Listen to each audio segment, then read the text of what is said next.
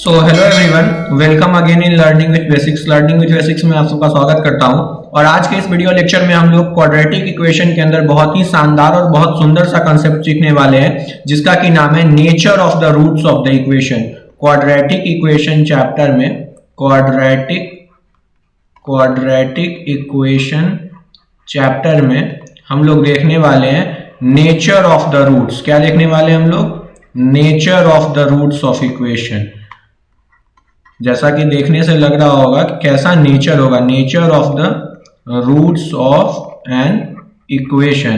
किसी भी इक्वेशन के रूट्स का नेचर कैसा होता है, चाल स्वभाव कैसा होता है। ठीक है, तो हम लोग आज चाल स्वभाव के बारे में बात करने वाले हैं कि किसी भी क्वाड्रेटिक इक्वेशन में जो उस इक्वेशन के रूट्स होते हैं उसका स्वभाव कैसा होता है, उसका बिहेवियर कैसा होता है, उसके नेचर के बारे में हम लोग बात करने वाले हैं। अब तक अगर आपने क्वाड्रेटिक इक्वेशन के फॉर्मूला का प्रूफ या फिर बेसिक क्वाड्रेटिक इक्वेशंस के कुछ एक दो क्वेश्चन जिसमें रेसिप्रोकल इन्वॉल्व हो रहा हो या फिर एक्सपोनेंशियल क्वेश्चन हो, वो आपने अगर नहीं देखा है तो उसका लिंक मैं आपको डिस्क्रिप्शन में दे दूंगा। आप वहां से जाके पहले उन वीडियोज को जरूर देखना, जिससे कि आपका एक बार ओवरव्यू कंसेप्ट क्लियर हो जाए। और क्वाड्रेटिक इक्वेशन का फॉर्मूला का प्रूफ जरूर देखना आप, जो श्रीधराचार्य फॉर्मूला होता है उसमें मैंने थोड़ा बहुत रूट्स के बारे में जिक्र किया है। ठीक है, तो वहां से शायद आपको थोड़ा बहुत क्लियर आइडिया, पिक्चर क्लियर हो जाए, फिर आपको अच्छे से समझ में आए। ठीक है, तो मान लेते हैं, लेट्स एज्यूम कि हमारे पास एक इक्वेशन है, क्वाड्रेटिक इक्वेशन है ax square plus bx plus c equals to 0, जहां पे a नॉट इक्वल्स टू 0 है और b जहां पे a नॉट इक्वल्स टू 0 है। ठीक है, ये कंडीशन है, क्योंकि अगर x स्क्वायर का कोफिशिएंट ही अगर 0 हो जाएगा तो फिर क्वाड्रेटिक इक्वेशन के होने और ना होने का कोई मतलब नहीं है।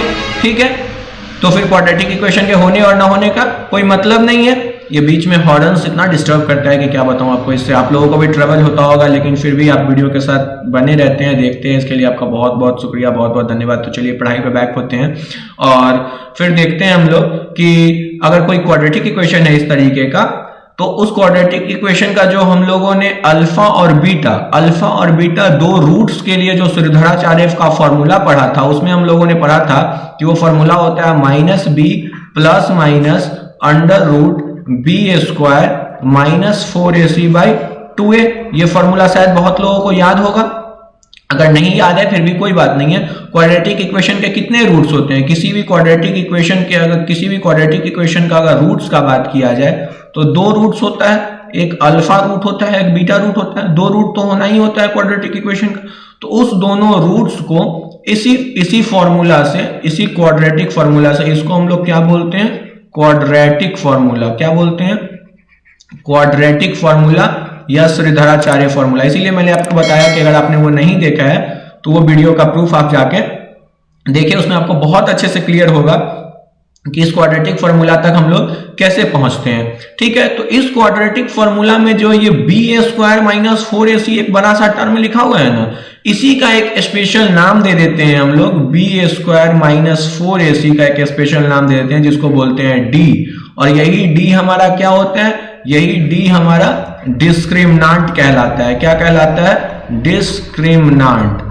यही डी हमारा क्या कहलाता है? यही डी हमारा डिस्क्रिमिनांट कहलाता है। ठीक है, तो B square minus 4ac equals to D को हम लोग क्या बोलते हैं? डिस्क्रिमिनांट बोलते हैं। तो अगर अब आपसे कोई पूछे तो आप अल्फा बीटा को क्या लिख सकते हो? आसानी से आप अल्फा बीटा को लिख सकते हो minus B plus minus under root, और बी स्क्वायर माइनस 4ac को क्या लिख लिए हम लोग? D by 2a।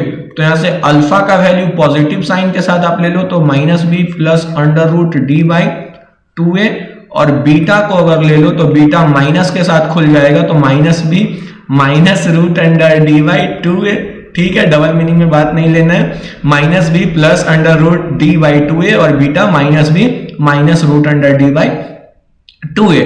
अब आप ध्यान से एक चीज जो नोटिस कर सकते हो, तीन सिचुएशन बनता है नेचर ऑफ द रूट्स का। अगर हम लोग बात करें नेचर ऑफ रूट्स का, अगर हम लोग बात कर रहे हैं, जब हम लोग नेचर ऑफ द रूट्स का बात करना चालू किए हैं तो नेचर ऑफ द रूट्स में तीन कंडीशन बनेगा। आप भी सोच सकते हो, या तो डी का वैल्यू पॉजिटिव होगा, या तो डी का वैल्यू 0 होगा, या फिर डी का वैल्यू निगेटिव होगा।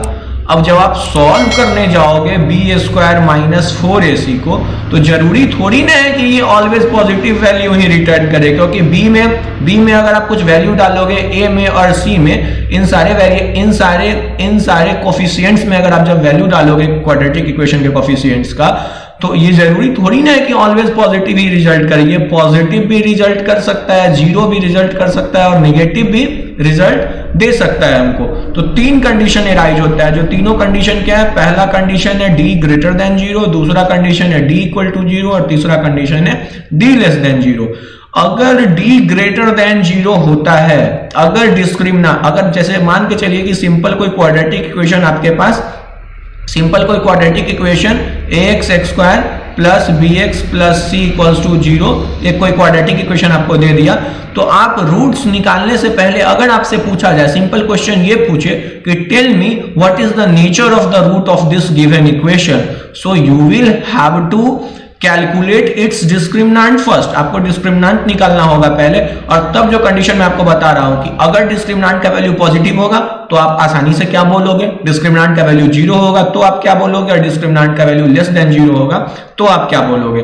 तो जो रिजल्ट्स मैं लिख रहा हूं यहाँ पे, उसको आप ध्यान से देखो कि अगर डिस्क्रिमिनेंट का वैल्यू ग्रेटर देन 0 है, अगर डिस्क्रिमिनेंट का वैल्यू ग्रेटर देन 0 है, तो जो 2 पॉइंट्स होगा, 2 रूट्स होगा, 2 रियल एंड अनइक्वल रूट्स। इससे क्या मतलब, ये बड़ा सा टर्म भैया क्या बता दिए आप, इसका मतलब कुछ भी नहीं है। इसका मतलब ये है कि हमारा जो ये दोनों रूट होगा, ये अल्फा और जो बीटा होगा, दोनों का दोनों रूट रियल दुनिया में एग्जिस्ट कर रहा होगा, जिसको हम निकाल पा रहे होंगे, जिसका वैल्यू हमको पता होगा, और दोनों यूनिक होगा, मतलब दोनों एक जैसा नहीं होगा। अच्छा, कोई सोच के देखो, आप अभी तक आपने बहुत सारा क्वाड्रेटिक इक्वेशन बनाया जिसमें आपको ये मिला होगा कि या तो दोनों रूट डिस्टिंक्ट आ रहे हैं, अनइक्वल आ रहे हैं, या फिर कुछ क्वेश्चन ऐसा भी आपको मिला होगा जिस क्वेश्चन में आपने देखा होगा कि रूट्स क्या है, सिमिलर हो जा रहे हैं। ठीक है, तो वो सिमिलर हो जा रहे हैं, वही तो हमको आइडेंटिफाई करना है, डिस्टिंग्विश करना है, डिफरेंशिएशन, इसी चीज का तो डिफरेंशिएशन करना है हमको कि कहां इक्वल हो रहा है, कहां अनइक्वल हो रहा है। तो इसका कोई ना कोई क्राइटेरिया होगा ना, कोई मापदंड का तरीका होगा ना। तो हम लोग we are looking for that criteria, upon that criteria we can decide और we can clearly say that whether this equation has a positive real distinct roots और whether this equation has a positive equal roots, not distinct. Distinct तो एक अलग condition हो गया, non distinct एक अलग condition हो गया। तो जब डिस्क्रिमिनेंट का वैल्यू पॉजिटिव होगा तो उस केस में क्या होगा, दोनों का दोनों रूट अलग अलग होगा, तो अल्फा और बीटा। ठीक है, दो डिस्टिंक्ट रूट मिलेगा। दूसरा कंडीशन का बात करते हैं, अगर आपने B square minus 4ac solve किया, अगर आपको वैल्यू 0 मिल गया, ओ value zero means what, discriminant का वैल्यू 0, डिस्क्रिमिनेंट का वैल्यू 0 मतलब रूट्स क्या होंगे, सिमिलर होंगे। डिस्क्रिमिनेंट का वैल्यू मतलब क्या होंगे, रूट्स क्या होंगे, दो रूट तो मिलेंगे, दो रूट तो आपको सॉल्व, क्योंकि फैक्टर जब आप स्प्लिट करते हो मिडिल टर्म, तो जब दोनों रूट सेम होता है उस समय भी आपको दो फैक्टर मिलता है, like x minus 2 into x minus 2, तो x equal to 2, x equal to 2। तो दो रूट तो होंगे, two real roots, two real and equal roots, क्या, two real and equal roots, मतलब अल्फा इक्वल्स टू क्या हो जाएगा, बीटा हो जाएगा। ठीक है, दोनों रूट रियल तो होंगे, मतलब दोनों रूट दिखने में दिखेंगे तो हमको, मिलेंगे तो हमको, फाइंड करने से क्या नहीं मिलता है, मिलेगा तो निश्चित ही, मिलेगा तो जरूर ही, लेकिन दोनों क्या होगा, दोनों एक जैसा होगा। तो डिस्क्रिमिनेंट का वैल्यू जब 0 होगा तो हम लोग क्या कंडीशन देखें नेचर ऑफ रूट्स का, कि the roots are real but the roots are equal. एक तीसरा कंडीशन होता है कि अगर इन केस बाई चांस, जो अभी आप लोगों को इससे ज्यादा मतलब नहीं रखना है, 10th क्लास के अंदर डिस्क्रिमिनेंट निगेटिव का कोई उतना खास मतलब नहीं होता है, लेकिन फिर भी जब आप हायर क्लासेस में जाओगे, जो आप 11th में जाओगे, तो वहां आपको जब क्वाड्रेटिक पढ़ना होगा, तो वहां क्वाड्रेटिक इक्वेशन में एकदम नेचर ऑफ रूट से ही सारा क्वेश्चन बनता है। जितना अभी तो आपने बस देखा कि हमको anyhow you have to just find the roots of any equation, और उससे आगे बढ़ेंगे तो थोड़ा बहुत नेचर ऑफ द रूट्स का क्वेश्चन होगा कि हाँ कोई इक्वेशन है तो बताओ रियल कब होगा, अनइक्वल कब होगा, डी के किस वैल्यू के लिए होगा, के किस वैल्यू के लिए होगा, लाइक दैट हम लोग we will see some questions upon this topic. Nature of the roots पे हम लोग कुछ क्वेश्चंस देखेंगे, अभी बस हम लोग थ्योरी का बात कर रहे हैं। तो बहुत कम सिचुएशन ऐसा आएगा जिसमें आपको डी निगेटिव से डील करना पड़ेगा। तो अभी के लिए बस आप इतना ध्यान रखो कि जब डी ग्रेटर देन 0 है तो दो रूट्स क्या होंगे, अनइक्वल होंगे, दो डिफरेंट रूट होंगे और अनइक्वल रूट होंगे। जब डी 0 होगा तो दो रियल होंगे और इक्वल होंगे। जब डी लेस देन 0 होगा तो रूट्स क्या होते हैं, ऐसे कंडीशन में रूट्स क्या होते हैं, रूट्स आर इमेजिनरी। इमेजिनरी मतलब क्या, जिसको रियल दुनिया में एग्जिस्ट नहीं करता है। अब आप लोगों को बात है भैया इमेजिनरी से क्या मतलब है हमारा। याद करो आपने शुरू में जब आपको सर नंबर पढ़ाए होंगे, जब नंबर सिस्टम पढ़ाए होंगे, जब रियल नंबर पढ़ाए होंगे, तो उस समय आप लोगों ने रियल नंबर पहली दफा सुना होगा।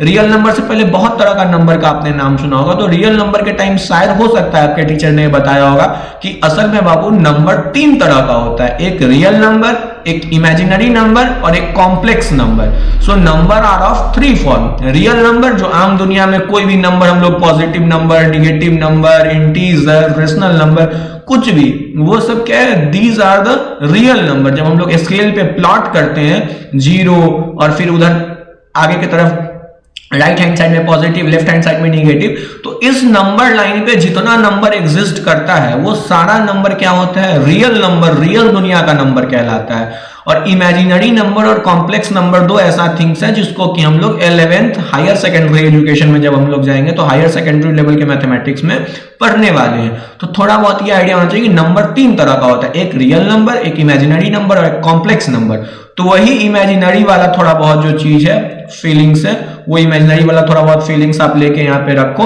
तो जो डी लेस देन 0 होगा तो जो रूट्स का नेचर होगा वो रूट्स का नेचर क्या होगा, इमेजिनरी होगा। ठीक है, the roots are imaginary and we say that the given equation has no real roots। ठीक है, तो एक टेबल आप इस तरीके से बना लो और हमेशा उसको ध्यान रखो। जब d ग्रेटर देन 0 होगा तो जब d ग्रेटर देन 0 होगा तो हम लोग को क्या मिलेगा, दो real and unequal root alpha और बीटा, और दोनों निकालने के लिए minus B plus under root D by 2a और minus B minus under root D by 2a alpha के लिए, बीटा के लिए। जब d 0 होगा तो दो रियल एंड इक्वल रूट होगा। जब d के जगह पे यहाँ पे आप 0 पुट कर दोगे तो सीधे सीधे आप अल्फा बीटा को किससे निकाल सकते हो, माइनस बी बाई 2a से निकाल सकते हो, क्योंकि रूट अंडर डी के तो कोई मतलब ही नहीं रहा।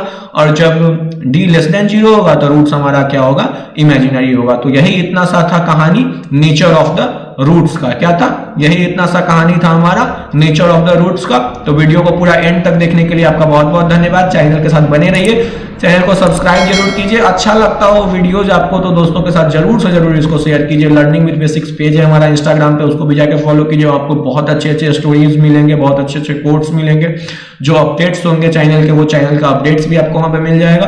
कोई दिक्कत हो तो आप कमेंट सेक्शन में कमेंट करो, वीडियोज कैसा लगता हो इसके बारे में रिकमेंडेशन दो। ठीक है, तो वीडियो को एंड तक देखने के लिए आपका बहुत बहुत धन्यवाद। Thank you once again, thanks for watching.